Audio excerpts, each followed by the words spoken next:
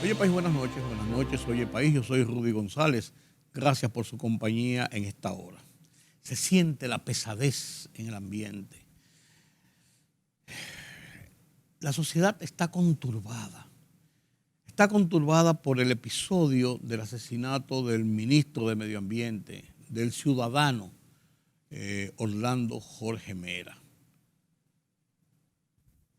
Todas las virtudes de Orlando han sido expuestas, todo lo que ha pasado, hemos visto el desarrollo de cómo ocurrió esto. Sin embargo, cuando uno siente en carne propia que estos episodios pudiera pasar en cualquier momento, en cualquier lugar, con cualquier persona, los niveles de violencia, de delincuencia que vivimos, de crímenes que sufrimos, nos va comprimiendo el espíritu. La pesadez se siente en la sociedad y no es para menos. ¿Cuáles son los motivos? ¿Por qué estamos en esta etapa de descomposición? ¿Qué pueden hacer las autoridades? Hay que verlo. Yo voy a analizar en este programa con un experto en seguridad pública, Daniel Pou, en la segunda parte de este programa, cuál es su visión sobre estos ejes de violencia, qué hace el Estado y qué debe hacer la sociedad, qué podemos esperar para enfrentar esta realidad. El tema del asesinato de Orlando Jorge Mera, vuelvo y repito, pone en el contexto el tema entre lo que se llama percepción y lo que se llama realidad. El hecho de que los niveles de homicidios pudieran descender en relación a la proporción que las estadísticas establecen de tantos homicidios por cada 100.000 habitantes en una sociedad para tener una medida, una forma de medir los niveles de violencia, generan una percepción mayor de lo que pudiera ser, pero una percepción que se genera a su vez, no porque a la gente le dé la gana, sino por hechos concretos que ocurren. Porque son muchos los casos, y lo vemos todos los días en la televisión, en la prensa, en las redes sociales, de boca en boca, de los asaltos, de las acciones delincuenciales, de los asesinatos, de la violencia que se genera en las calles por cualquier quítame tapaja, como se dice. Y esa percepción mantiene al ciudadano, a la persona, sumamente conturbado, presionado, alerta, preocupado. Cuando esos muchachos salen a la calle, que van a la universidad, o salen que van a juntarse con unos amigos para ir al cine, son muchachos jóvenes, 20 y tantos años, lo que se queda en el seno del hogar es una preocupación que no tiene forma de ser medida. ¿Llegará? ¿A qué hora llegará? ¿Dónde estará? ¿Qué estará pasando? Esa angustia se mantiene hasta que ese muchacho toca la puerta o abre la puerta o cierra la puerta de que ha llegado a la casa. Esa es la realidad cotidiana que se vive. ¿Y qué no decir en barrios populosos donde esos muchachos de 15, 16, 17, 18, 19, 20, 21 años no tienen nada que hacer? Se juntan en las esquinas a conversar, a hablar, a chistear, o sabrá Dios a darle riendas sueltas aquí, al colmadón. Están en el centro mismo del peligro. Y eso conturba a la familia. Señores, no hay forma de que eso pueda pasar por alto. Las madres, los padres, los tíos, los abuelos sufren a diario en este país situaciones de esa naturaleza, porque le duelen sus vástagos. Y qué no decir del hombre que sale a trabajar, regresará, ¿a qué hora regresará? La mujer que tiene que coger el carro público, el transporte masificado, para llegar a su centro de labores y trabajar 8 o 10 horas para volver a hacer la comida a la casa. O sea, es una situación que si a todo esto se le añade esa perturbación de la seguridad, vivimos en un estado realmente tenso y conflictivo. El presidente Luis Abinader, cuando fue a visitar a la familia de Orlando Jorge Mera a la casa, junto con su esposa Raquel, para darle el pésame por este violento asesinato, horrible asesinato, habló quizás en una de las formas que yo he visto más sincera, más emotiva, más realista del hombre que ostenta la presidencia, que se llama Luis Abinader. Un hombre consternado que habló desde adentro, habló como padre, habló como ciudadano. Yo me permito compartir con ustedes esta intervención del presidente. Véanla con detalles, no tiene desperdicios. Venimos a darle pésame ya personalmente a la familia Jorge Villegas, a Orlandito, a Patricia, a sus hermanos, y también a Dilia Leticia, no está aquí, pero hemos contactado con ella. Usted sabe, este es un día muy triste para todos nosotros, no solamente como funcionario, sino también como un amigo, el cual estuvimos juntos en el Colegio Loyola del bachillerato y después durante todos estos años en la vida política. Es un día muy triste para todos y en el cual realmente nos ha abatido. Yo salí esta mañana con un saco negro para darle el pésame a la familia Sánchez Baré, que murió doña Leonor, ya es un tema de salud. Y mire lo que ha pasado, hemos tenido ya de manera inesperada esta tragedia. Señor presidente, ¿tienen conocimiento de las razones que motivaron esta tragedia? No, todavía no tenemos ningún conocimiento. Lo que sí es que yo creo que la sociedad, y no solamente la sociedad dominicana, ustedes están viendo lo que está pasando en Estados Unidos, en otros países.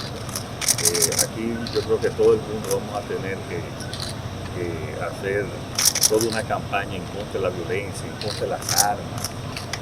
Una sociedad que se está enfermando de violencia, por cualquier cosa se pelea, por un accidente de tránsito, por una discusión en un bar. Yo creo que aquí el mundo tiene que reaccionar. Miren las muertes en Estados Unidos con armas automáticas, aquí también la gente con armas. Esto debe de cambiar, esto tiene que cambiar. Y la verdad que es lo único que deja, ¿qué deja la violencia? Lo único que deja la violencia es más violencia, más tragedia.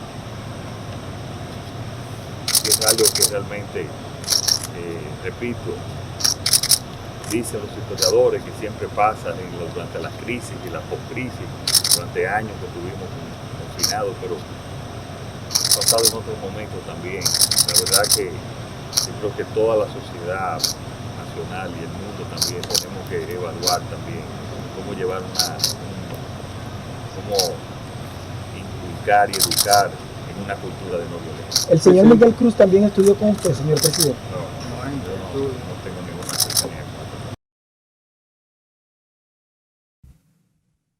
Pero la sociedad, en sentido general, las expresiones de tensión, de horror, de violencia, son muy altas, muy altas.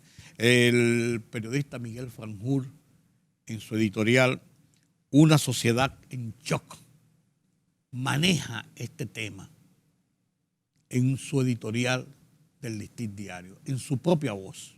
Comparto con ustedes este editorial de Miguel Franjul en el Listín Diario, Una sociedad en shock.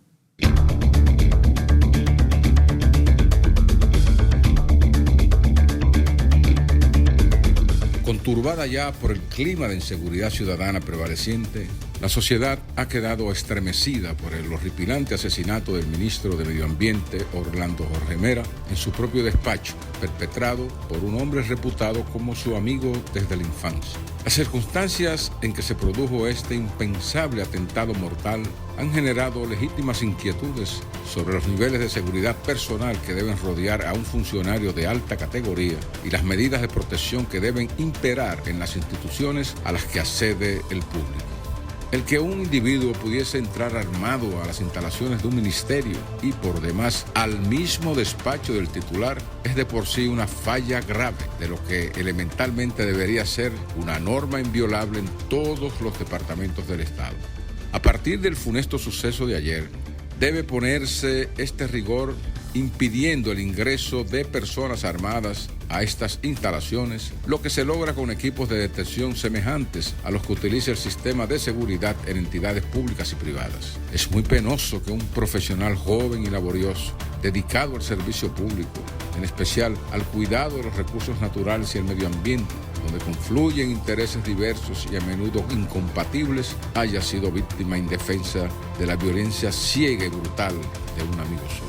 Este asesinato enluta a una familia de destacados servidores públicos, al gobierno mismo, que lo tuvo como uno de sus mejores y más eficientes ministros, al Partido Revolucionario Moderno y a la sociedad en sentido general, que aspira a vivir en paz, sin violencia ni sobresaltos, el ideal de la mejor convivencia social.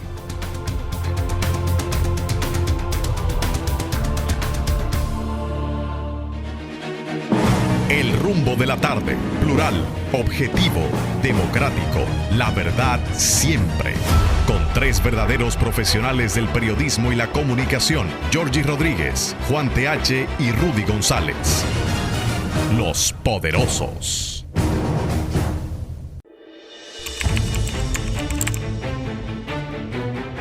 Periodismo de investigación, columnas, opinión, análisis, reportajes de fondo. Hora por hora, una completa plataforma multimedia. Periodismo con valor. Noticias horaporhora.com.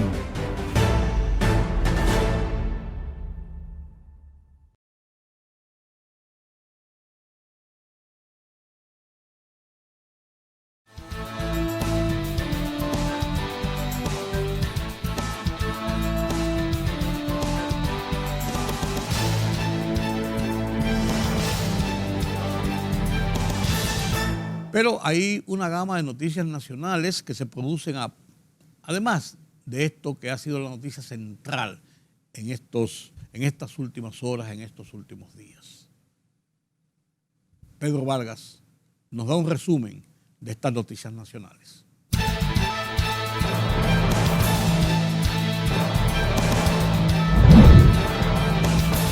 El Ministerio de Salud Pública notificó 2 decesos por COVID-19 y 830 nuevos contagios, 178 más que los 652 registrados en la víspera.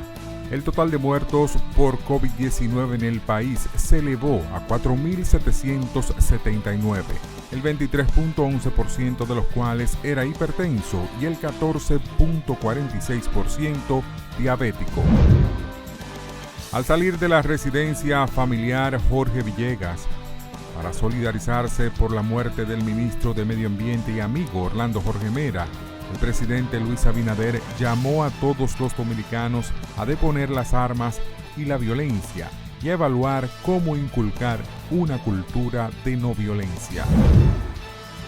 La cuarta sala penal del Distrito Nacional condenó a 3 meses de cárcel al promotor artístico e instagramer Aquiles Jiménez por haber difamado a Carlos Bonilla, ministro de Vivienda y Edificaciones. Y el Ministerio Público informó que apelará el auto de no al lugar dictado por el juez Juan Francisco Rodríguez Consoró del 6º Juzgado de la Instrucción del Distrito Nacional a favor de Leoncio Almanzar, exdirector de la Corporación Dominicana de Empresas Estatales, CORDE, así como de otros 16 acusados por la venta ilegal del sector Los Tres Brazos.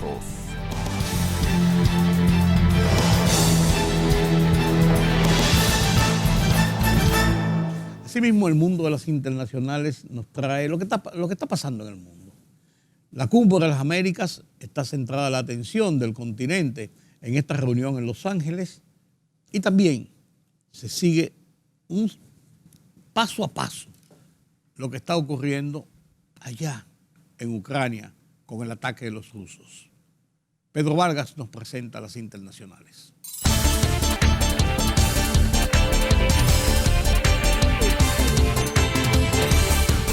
La novena Cumbre de las Américas ha arrancado en la ciudad de Los Ángeles con la inauguración del Foro de la Sociedad Civil en un encuentro hemisférico entre líderes de Norteamérica, Sudamérica y América Central y el Caribe, en el que no estarán presentes países como Cuba, Venezuela y Nicaragua por el veto estadounidense.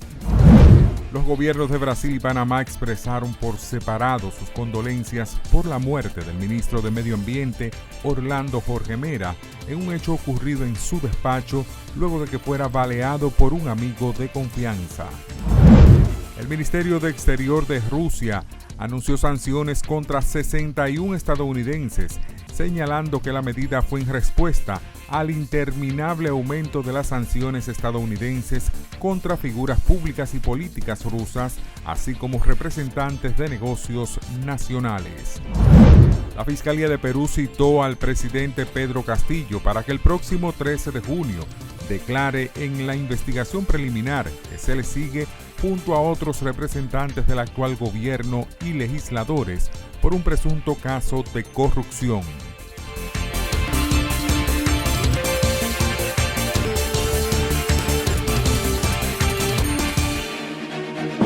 El rumbo de la tarde, plural, objetivo, democrático, la verdad siempre.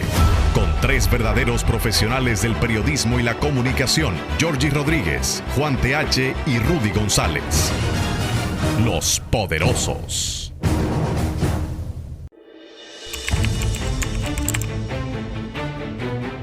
Periodismo de investigación, columnas, opinión, análisis, reportajes de fondo. Hora por hora, una completa plataforma multimedia. Periodismo con valor. Noticias horaporhora.com.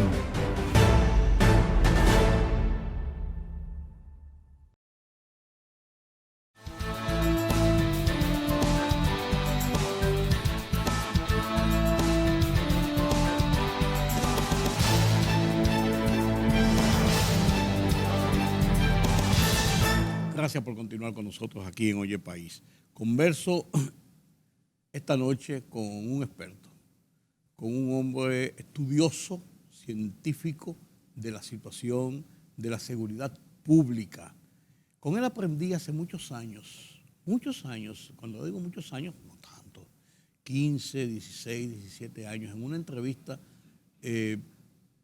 cómo es el manejo del negocio de las armas. No cómo se vende, ni cómo se compra, ni quién la compra, sino cómo los países, en este caso República Dominicana, los países de Centroamérica, nuestros pares de América Latina, e incluso de Estados Unidos, cómo ese mercado, ese negocio se surte y la trascendencia dentro del aparato de la economía de los países tiene ese negocio de las armas. Legal en algunos puntos, ilegal en otros puntos. A final de cuentas, las armas no matan, matan los hombres con las armas.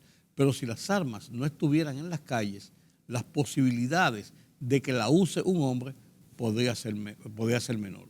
No es un trabalengua, no es un axioma extraño de lo que estudiábamos en álgebra en el primero del bachillerato. Es pura y simplemente realidades. Y en estos días, República Dominicana, hemos vivido lo que se ha repetido por muchas ocasiones, este tema de la violencia que nos acogota realmente. Yo no voy a seguir hablando porque quiero conversar con un amigo, con un experto en esta situación de la seguridad pública, de las armas y de todo esto, Daniel Pou. Gracias, Daniel, por estar conmigo. Muchas gracias. Qué bueno que me acompañas. Hace tiempo que no hablábamos en el aire. Sí, definitivamente, pero vamos a hacerlo ahora porque sí, tenemos un público ansioso de escuchar orientaciones precisas sobre el tema. Sí. ¿Qué es lo que está pasando, Daniel? ¿Es un pico? ¿Es un comportamiento generalizado? ¿Es un es una situación a la dominicana. ¿Qué es lo que está pasando con toda esta violencia, delincuencia, armamentismo? Mira, Rudy, yo siempre tengo que retomar conversaciones que tuvimos anteriormente en este programa, porque tengo muchos años asistiendo Sí. al mismo. En República Dominicana tenemos un cóctel complejo. Y digo que se trata de un cóctel complejo porque tenemos, lo primero, anomia social. Eso quiere decir que todo el mundo considera que la ley es para el otro, no para él. Eso es el punto de vista de Emile Durkheim, uno de los grandes sociólogos. Tenemos violencia sistémica, o sea, la incapacidad de poder dirimir los problemas cotidianos con la conversación. Y esto no es una causa, esto es un resultado. ¿De qué? El resultado de una cultura donde no nos vemos como sujetos de derechos, sino como sujetos de poder. Entonces, cuando usted dice derecho, ¿de qué derechos tú me hablas si aquí todo el mundo los violenta? Entonces yo me impongo por la vía de la fuerza. Y como otros lo hacen, yo también lo hago. Y como yo tengo más poder o tengo más fuerza, o creo que tengo más poder o más fuerza, trato de imponerlo. Y todo el mundo se siente que detenta alguna cuota de poder. Claro. Entonces, Sí. Es así. porque somos una sociedad estructurada no en función de la educación, del conocimiento, de la prestancia que tú puedes tener, sino que somos una sociedad estructurada en función de la cuota de poder que tú manejas. Y oye una cosa, ahora que tú dices eso, yo pensando así rápidamente cuáles son esas cuotas de poder. Aquí cualquier hombre de la calle, con comprar una pistola o tener un revólver en el cinto, ya tiene su cuota de poder. Tiene su cuota de poder. Es como me dijo a mí un señor que hace negocios en el mercado. Me dijo, ya yo tengo mi casa, tengo mi camioneta y para ser un hombre completo ya lo que me falta es un arma de fuego, una pistola. Oye el componente. Oye el componente, Sí. el componente. Entonces, en una sociedad donde, por ejemplo, cuando tú analizas la tasa de homicidios que se cometen anualmente en República Dominicana, El 68%. sí, son el resultado de la violencia sistémica, no del delito. Eso estamos hablando de feminicidios, estamos hablando de conflictos intrafamiliares, donde un sobrino mata al tío, el tío mata al sobrino, donde hasta dos hermanos muchas veces deciden quitarse la vida por una litis de herencia. Sí, pleitos de vecinos. Pleitos de vecinos. Hay un caso que a mí me dejó conmovido, que nunca lo voy a poder olvidar, de una señora que viene de Estados Unidos, compra un solar para hacer una casa, busca un ingeniero, busca un agrimensor, le hace su deslinde, todo por las reglas, porque ella venía imbuida de la cultura norteamericana de hacer las cosas como debe ser, y el vecino se le antoja de que ella le está invadiendo parte de su terreno. Cuando tira la pared medianera, se van a los tribunales, el tribunal hace un descenso con un experto, hacen el levantamiento y le da la ganancia de causa a la señora. Cuando regresan del tribunal para la casa, él la ve en la puerta frente al solar que ella empezó a construir su vivienda, saca una pistola y le da un disparo en la cabeza y la mata. Después de un tribunal, a ver, porque existe... Después de haber ido a un tercero imparcial, que es el tribunal que se supone que ahí se dirimen los conflictos. Pero él dice que no, que ya compró a la gente del tribunal. Pues tampoco eso le da derecho. O sea, tampoco eso le confiere, pero fíjate a Pero ver... sí, mira a dónde llega la cosa. A dónde llega la situación. Entonces, cuando tú dices, bueno, ¿y qué cantidad de homicidios produce el delito en una sociedad que todo el mundo está escandalizado, que hay una alta percepción de inseguridad? Produce el 28%. O sea, los actores del delito son más benignos que los ciudadanos al momento de confrontarse. solo producen el 28%, que es mucho, pero cuando tú lo comparas con un 66 o un 68%, que es la cifra que anualmente se está generando en República Dominicana por más de 10 años. Porque recuerda que en el año 2012 la tasa de homicidios era de 24.2 homicidios por cada 100.000 habitantes. Sí.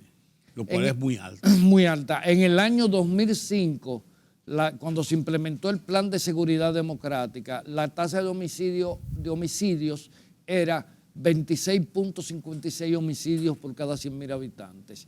Con el Plan de Seguridad Democrática, luego de 7 años, apenas se pudo disminuir 2 puntos. Pero ahí empieza a producirse una transformación en el delito y empiezan a surgir los puntos de drogas.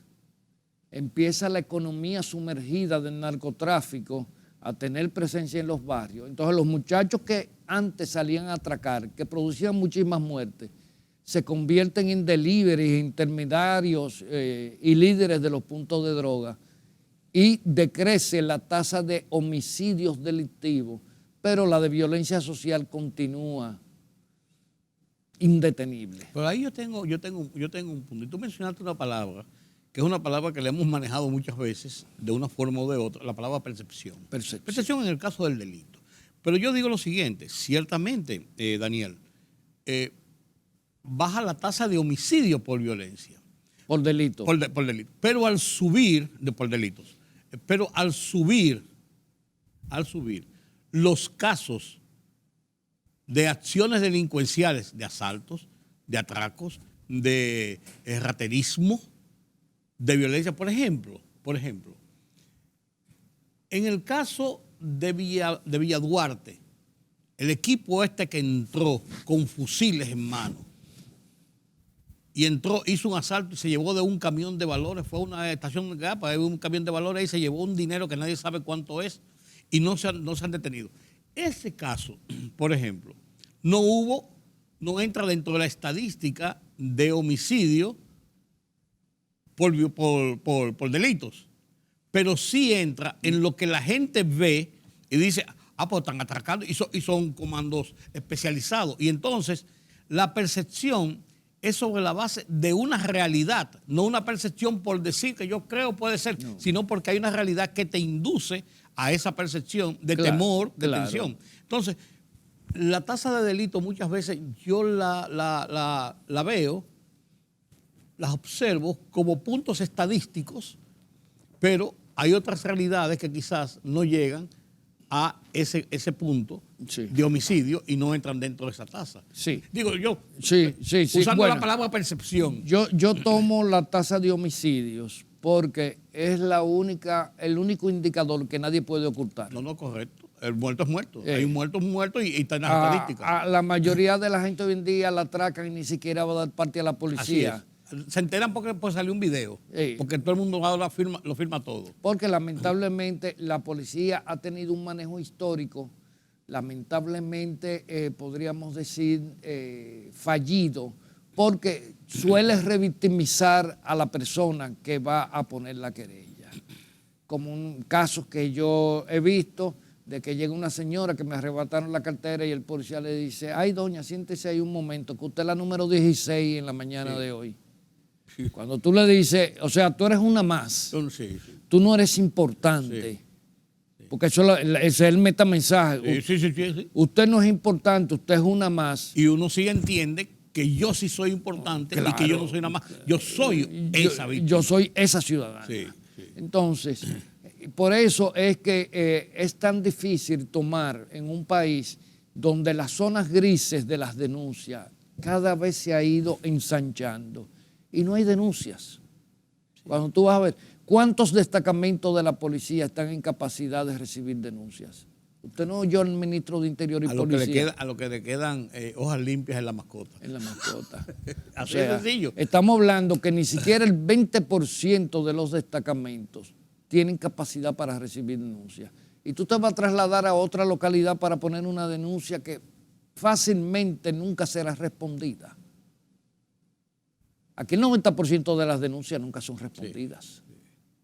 tú nunca sabes qué pasó finalmente. Se queda en el aire. No, se queda. Nadie te da una respuesta final. Mira, Bueno, y hasta los vehículos que se recuperan muchas veces se quedan en el aire. sí. Que eso es otro tema. No se queda en el aire, se queda en otros aires. En otros aires, sí, perfecto. Entonces, don Rudy, hay una situación de que en República Dominicana todas estas malas prácticas han ido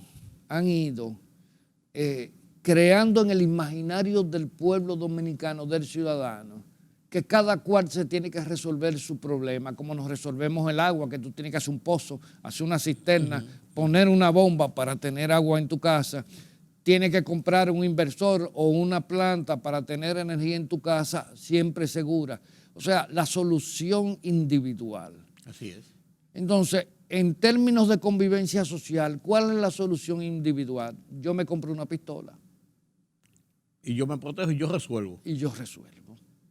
Y el que viene ahí, se acerca a mi casa y hace cualquier gesto que a mí no me gusta, le tiro 2 fundazos. Sí. Entonces, es una sociedad, lamentablemente, donde se ha extinguido la cohesión social. Ya ni siquiera tenemos sentido de pertenencia. Oiga bien la palabra que le estoy diciendo. Sentido de pertenencia al conglomerado social.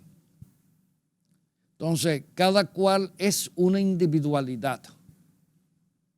Entonces, en función de eso, yo tengo que acumular poder para ser una individualidad con suficiente poder para repeler, ¿verdad?, cualquier situación que afecte mis intereses. Bien, pero el Estado, como Estado institucional, y el gobierno, como cabeza del Estado, tiene una responsabilidad y tiene un mandato constitucional en el ejercicio de sus funciones para que este no sea un problema de la sociedad. Entonces, ¿qué hacer, Daniel? Porque hemos visto a lo largo, y tú lo mencionabas, y le ponías fecha, 2004, 2005, 2006, pero hemos visto tantos planes, tantas acciones en el momento de la crisis. No es la primera vez que los guardias salen a la calle, no es la primera vez que se comienza un plan sectorizado por barrios, no es la primera vez que se habla de un desarme, no es la primera vez que se traen, bueno, la primera vez que se traen Harley Davidson. Hay cosas y cosas, pero no es la primera vez. Y entonces hay un descreimiento de la capacidad o de la decisión de las políticas oficiales para enfrentar este mal que uno ve que va creciendo o que tiene unos picos, que cada vez esos picos acogotan más la serenidad del país, de la gente. Mire, don Rudy, el tema es grave y usted tiene mucha razón. Primero hay que decir que todos los abordajes que se han querido hacer de políticas de seguridad han nacido con el germen de la autodestrucción. Y esa autodestrucción tiene que ver con elementos institucionales. Primero, el Estado dominicano no está diseñado para aplicar políticas públicas, porque el Estado dominicano es una suma de compartimentos estancos que se distribuyen políticamente para que cada funcionario le dé contenido a su gestión conforme lo que él considera, oiga bien, lo que él considera. Y su área de acción a sus intereses. Que le es redituable. Sí. Porque, como sucedió cuando el Plan de Seguridad Democrática, que el presidente Fernández convocó Ministerio de Salud, Deporte, Educación, todo el mundo, y cada cual tenía que elaborar una propuesta para los ejes de prevención, porque la persecución criminal ya es un tema exclusivo de la Procuraduría General de la República, la Policía Nacional y la Dirección Nacional de Control de Drogas. Y son los organismos represivos. Que son los organismos que la policía tiene doble papel, prevención y persecución criminal, que eso es un tema que hay que resolverlo, que está pendiente. Entonces, ¿qué es lo que sucede, don Rudy? Una cosa muy sencilla. ¿Qué sucedió en ese momento? Que dice el ministro de Salud Pública, para que yo me voy a involucrar en una política de seguridad pública cuando eso no me aporta nada a mis créditos como ministro de Salud Pública. Lo que tengo que tener es suero y camas disponibles para cuando vaya los enfermos. Correcto, sí. Eso no me viste, sí, como dicen sí, los canarios, eso a mí no me viste. Pues nada, mira, sucedió eso, dejaron al ministro de Interior y Policía solo y él empieza a querer convertir al Ministerio de Interior y Policía en un pequeño Estado. Entonces lo que hace es una caricatura de Estado, donde empieza a impulsar pymes, empieza a hacer baile folclórico en los barrios, sí, en fin, una serie de cuestiones. Como es un problema multidimensional, el problema de la seguridad multisectorial, él intenta sustituir al Estado y convertir el ministerio en un pequeño Estado. ¿Qué resultó? Que después de unas grandes inversiones, en 7 años, el plan de seguridad democrática baja la tasa de homicidio en 2 puntos. Sí. Lo más costoso que yo he visto en términos de un plan fallido. Ellos dicen que no, que ellos bajaron esto, más cual, pero nunca lo demostraron. Claro. Nunca atacaron las raíces del problema. Porque, Rudy, le voy a decir algo. En la República Dominicana, para enfrentarse con la delincuencia y sobre todo con el crimen organizado, hay que enfrentarse con grupos de poder.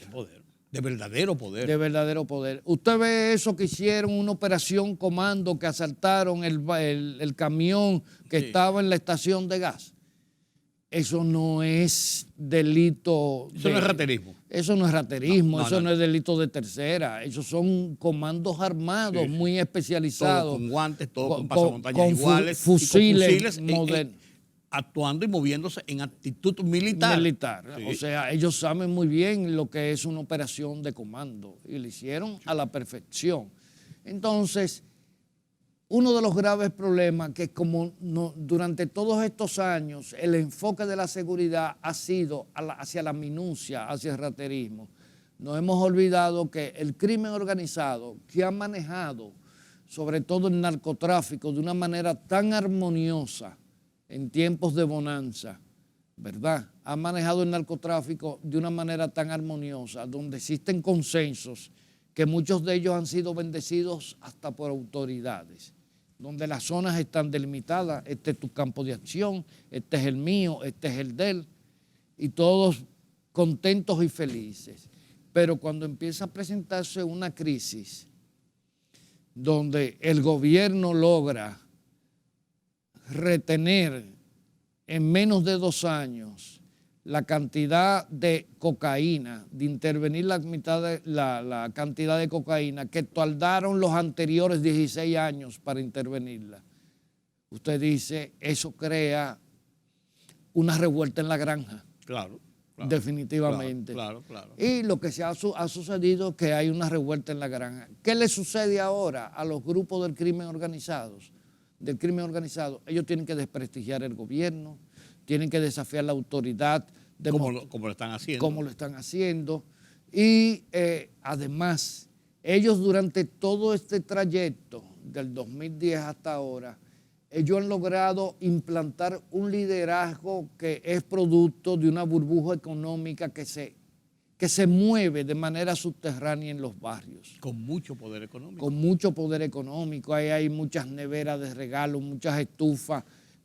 Y generan un liderazgo que es defendido por esa sociedad de precariedades. Bueno, ellos se han convertido en los ídolos. Sí. Y esos muchachos que van creciendo, que se van expandiendo como grupo social, que empieza a tener una presencia importante en la sociedad, ese es el liderazgo que ellos captan. Ellos no miran al muchacho que se hizo médico con muchos sacrificios, porque ese muchacho a lo mejor sigue cogiendo motoconcho para llegar a su casa. Entonces él es un perdedor, el triunfador es este. Que con una operación ya tiene dinero suficiente para pasarse una semana bebiendo trago. Y que les regala jipeta a la mantita que tiene en el vecindario y la pone a vivir, la saca de la pobreza. Entonces, esa es la imagen a imitar que tienen nuestros jóvenes. Pero bien, Daniel, tú has hecho una radiografía de lo que hay ahora. Tú como un estudioso de esto, Desde el plano ideal se pueden trazar muchas estrategias, pero desde la realidad de nuestra sociedad, de la realidad de lo que estamos viendo, incluso el presidente hablaba de lo que está pasando en Estados Unidos, no poniéndonos en una comparación, sino indicando, miren, prácticamente como una sociedad con tantas estructuras, con tanta organización, no pueden parar la ola de violencia que está ocurriendo. Y se refería principalmente al tema de las armas. Pero decía, esto es un mal, como tú dices, sistémico. Esto es un mal generalizado. Escúchame que te interrumpa. Y el problema de la violencia sistémica o violencia social, como la que existe en Estados Unidos, porque lo que han ametrallado en estos últimos días a una cantidad de personas no eran delincuentes. No, ninguno. ¿Por qué? Porque la violencia sistémica se convierte en cultura y en valor social. Totalmente.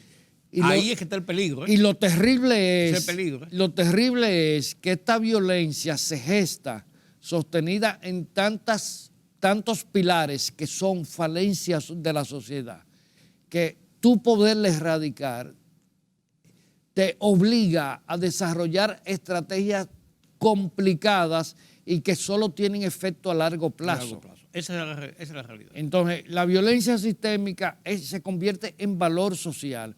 Entonces, ¿qué tenemos que hacer nosotros? Desarrollar políticas sociales que desplacen esa cultura que se ha constituido en valor social. Y tienen que ser políticas inteligentes, políticas que conciten liderazgo, que conciten confianza en las agencias del Estado. Yo digo que ninguna política de seguridad,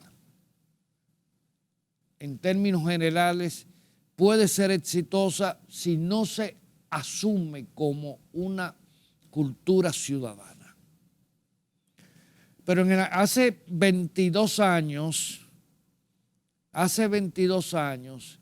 nosotros en Flatso hicimos una serie de propuestas, 20 años para hacer, y el fallecimiento de doña Leonor Sofía Sánchez Baret me trae el recuerdo del trabajo que hicimos con ella en la Cámara de Diputados para iniciar una serie de procesos que lamentablemente no fueron aprobados en el Congreso Nacional. Usted no sabe por qué. ¿Por qué? Eso te iba a preguntar, ¿por qué? Porque habían grupos opuestos. Opuestos a la solución de un problema tan grave. Tan grave. No sé si usted recuerda cuando en el hemiciclo se presentó una delegación de 35, 40 ex generales retirados de la policía a oponerse al proyecto de ley en el 2003 que cursaba y que nosotros le habíamos propuesto una enmienda para ir liquidando la vieja policía y darle nacimiento a una nueva policía. Hoy en día, si ese proyecto se hubiera aprobado, tuviéramos nosotros una de las mejores policías del continente. El tema de la reforma no fue el tema. Entonces, como dijo aquella vez, luego de la reunión que sostuvieron los diputados con esos ex jerarcas policiales, recuerdo las palabras de doña Sofía Leonor Sánchez Baret, que hoy en día Dios la debe tener en gloria, que dijo, ya llamaron del palacio, nos tumbaron el pulso. Siendo el presidente de la República un miembro de su partido. Yo te lo digo porque yo... Pero eso es penoso, eso es penoso. Desde que yo regresé de Europa, y tú lo sabes, he estado involucrado en el año 99 en todos estos procesos. Sí.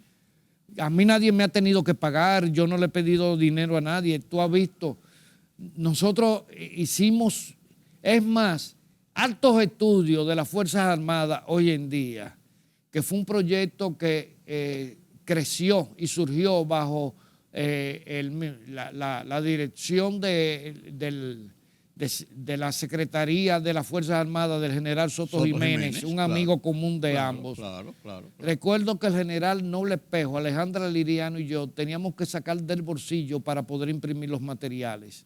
Y teníamos que repartirnos los invitados extranjeros que venían, que logramos traer a Jorge Rodríguez Beruf, a Humberto García, que eran los expertos más connotados en esos tiempos del Caribe, y alojarlos en nuestras propias casas, porque no contábamos con recursos. Y tú estás hablando de Noble Espejo, un general del Ejército Nacional, que fue jefe del ejército, y estás hablando de la doctora Liliano, una diplomática de carrera. De carrera. Sí. Y O nosotros... sea que no estamos hablando de pelafutanes. Sí, o sea, estamos hablando de gente, quizás ahí el que menos trascendencia tenía era yo, que acababa de regresar al país, pero recuerdo que nos tiramos eso sobre los hombros, cuando no teníamos ni cómo distribuirle un CD a los estudiantes, lo teníamos que comprar nosotros. Ahora, déjame Pero todo eso se tiró al olvido, que es lo peor, ¿eh? Déjame preguntarte ya algo específico.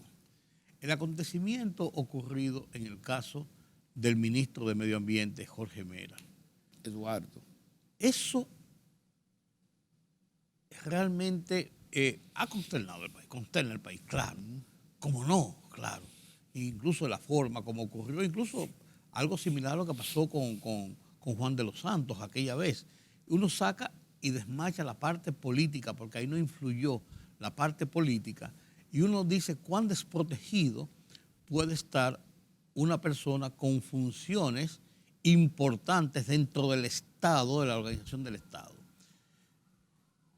Aquí mucha gente dice, aquí no matan a nadie, aquí no pasa nada, hasta que ocurre el hecho.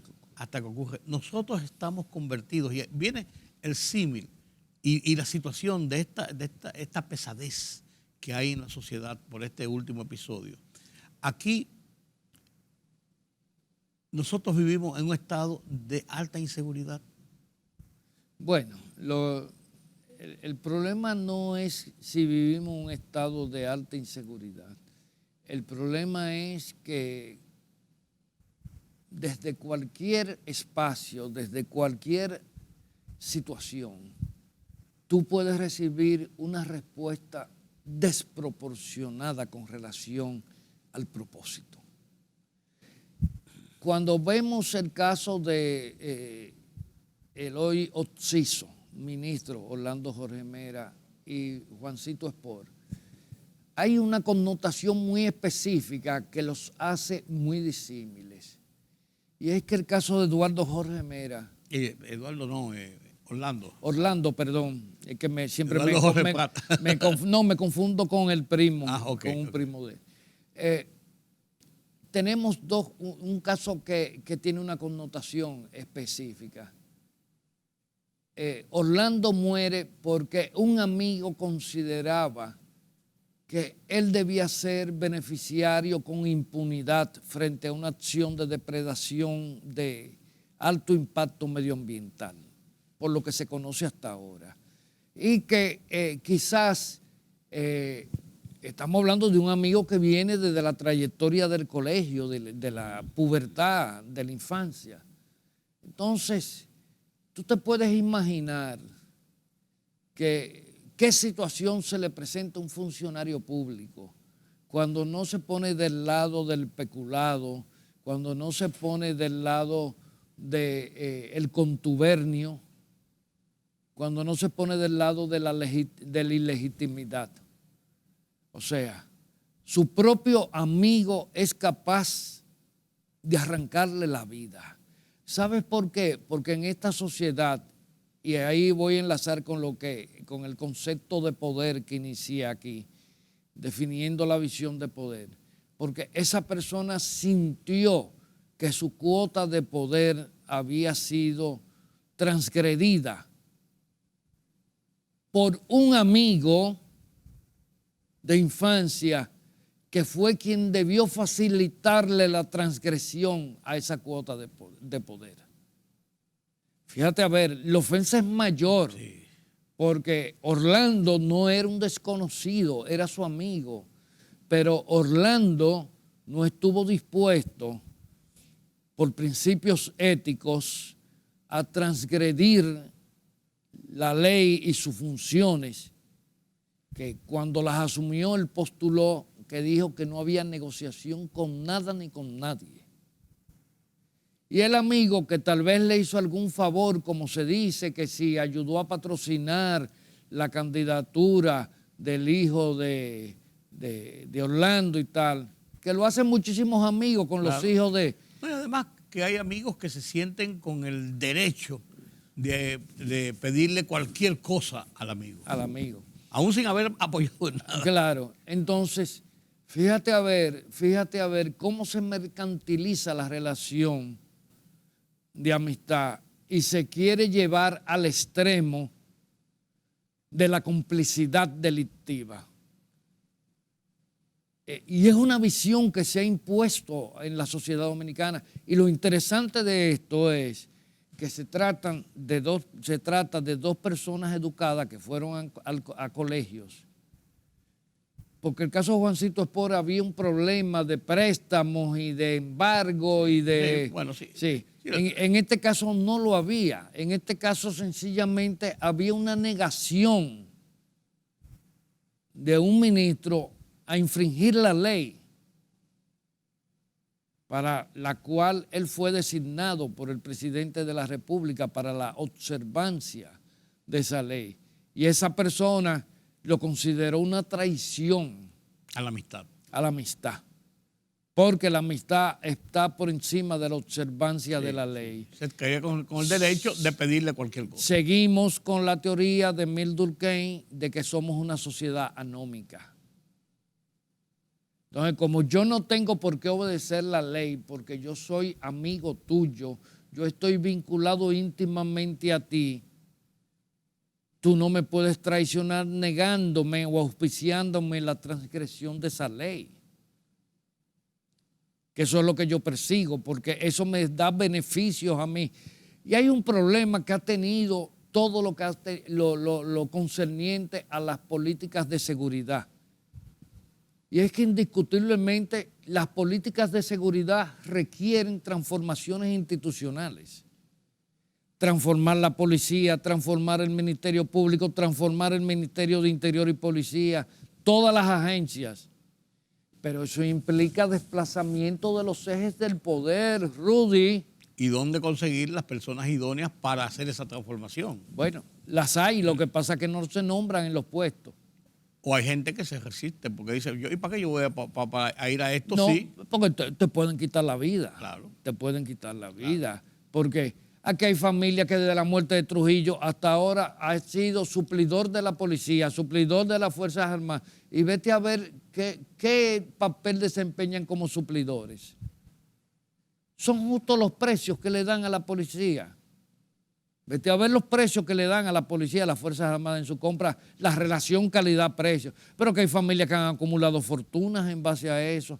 Y cuando tú le dices, no, ahora va a venir un régimen como corresponde, la mejor calidad y el mejor precio va a ser el oferente preferido. Pues eso te puede ocasionar aquí en este país una sublevación. Porque incluso esas familias han mantenido los hijos y los nietos en las Fuerzas Armadas medrando para que garanticen que fluyan esos beneficios. Y es lo que ha pasado en el fracaso de las políticas de seguridad, aparte de la desarticulación del Estado. Uno de los problemas que tienen hoy los mandos militares y policiales es la desarticulación de los mandos, donde no dirige el que más rango tiene, sino el que más poder ha acumulado. El que más en llaves tiene. El que más en llaves tiene. Entonces, la labor, el reto que tiene la sociedad dominicana para poner la casa en orden requiere del concurso de todo y cada uno de las personas que vivimos en este país. Y yo se lo digo porque hay un tema también y es el beneficio de sectores corporativos. Aquí hubo un ministro, Franklin Almeida, que dijo que la policía de los 37,000 efectivos que tenía 17,000 sirviéndole a empresarios, artistas, a colegas suyos, periodistas sí. Y a particulares. Y es verdad. Y es verdad. Y cuando lo dijo, no se quedó corto y todavía resiste. Y todavía sigue siendo así. Entonces, incluso tuve la cantidad de mandos medios, que son los mandos de supervisión en las Fuerzas Armadas y la policía, teniente, capitán y mayor. La mayoría están dedicados a servir en casas de familia y a ser choferes. A ser choferes. Así mismo es. Aquí hay individuos que han llegado a ser ministros de las Fuerzas Armadas siendo porteros. Bueno, como hay un programa que dice, no se diga más. Gracias, Daniel. Gracias por estar con nosotros, con